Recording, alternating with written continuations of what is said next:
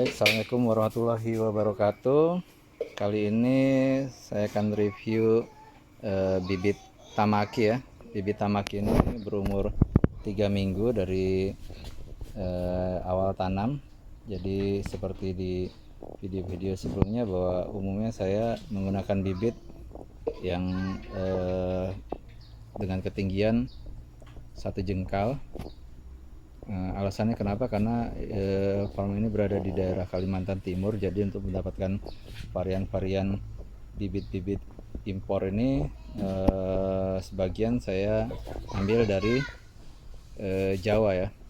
Jadi efeknya karena kita mengambil dari Jawa, jadi saya umumnya mengambil bibit-bibit yang berukuran pendek saja untuk menghindari tanaman tersebut patah di jalan atau daun-daun banyak yang mati busuk ya. Jadi dengan pemilihan bibit yang hanya 1 jengkal saja, dengan treatment yang baik, insya Allah pertumbuhannya akan sama cepatnya dengan pertumbuhan yang bibit yang sudah berukuran 0,5 meter. Jadi usia tanam ini sekitar 3 minggu. 3 minggu, jadi kita lihat bahwa pertumbuhannya sangat vigor. Ada satu tips pertumbuhan yang saya ingin share di sini, bahwa pada saat untuk mempercepat laju pertumbuhan di fase vegetatif, saya pada umumnya membiarkan tunas tersier ini tumbuh dengan lebat ya. Jadi di awal-awal ini pertumbuhan kita lihat bahwa cabang tersier ini saya biarkan sekitar 8 hingga 10 tunas atau daun ya. Jadi tujuannya apa? Tujuannya untuk membantu dia proses fotosintesisnya.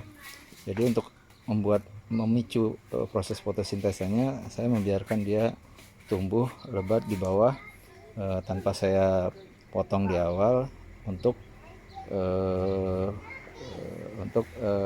membantu proses fotosintesisnya. Jadi ini juga untuk menjaga tanaman supaya dia tidak mati. Jadi untuk menjaga kestabilan pertumbuhan tanaman, saya menjaga daun cukup lebat di bawah, nanti di atas mulai kita atur pertumbuhan tersiernya. Jadi ini kita lakukan sampai dia fase pembentukan tersier ya. Jadi sampai pembentukan batang tersier, usahakan cabang-cabang yang ada di bawah ini dibiarkan cukup lebat. Nanti ini akan kita pangkas pada saat kita masuk ke fase pembuahan. Jadi untuk fase vegetatif, bahkan ini untuk rootstocknya pun baik Isabella ataupun Red Master ini kita biarkan daunnya tumbuh. Kita lihat dengan usia 3 minggu tanaman, laju pertumbuhannya cukup laju. Sekarang panjang sudah sekitar 1,3 sampai 1,5 meter lah ini kurang lebih. Ini varian tamaki. Saya tanam ada 2 di farm ini ya, varian tamaki yang saya tanam. Yang satu baru berumur 1 minggu. Nanti kita lihat review yang berumur 1 minggu ya setelah di video yang lain. Ini kalau kita lihat memang daun-daun ada yang berwarna kuning, mungkin ini limitasi dari kita menggunakan tambul lampot ya. Jadi memang nutrisi ini cukup untuk pertumbuhan vegetatifnya, namun ada kekurangan unsur yang lain ini langsung muncul di pohon. Bahwa di sini kita lihat ada warna daun yang tidak seragam hijaunya, lebih ke arah hijau kekuningan, ini mengindikasikan bahwa dia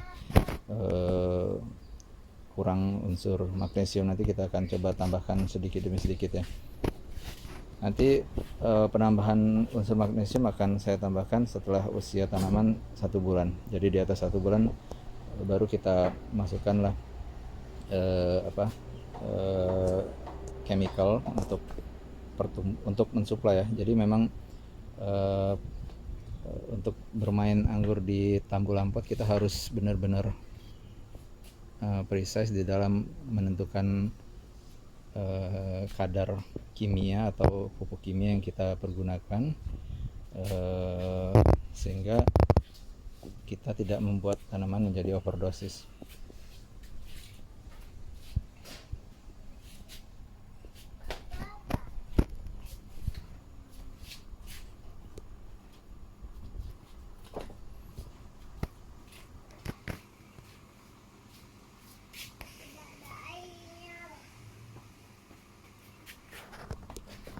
Lumayan ya, cukup jujur nih, tunas-tunas barunya cukup bagus. Ini sudah saya hentikan ya pertumbuhannya, sudah saya potes pucuknya di 8 hingga 10 daun.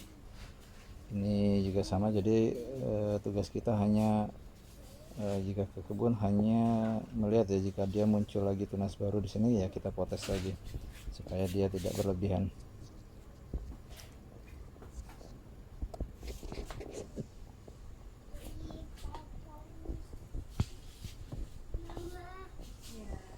Jadi sementara cukup sekian video review mengenai Tamaki dan bagaimana tipsnya supaya dia menjadi subur di fase-fase awal vegetatif, awal tanam ya.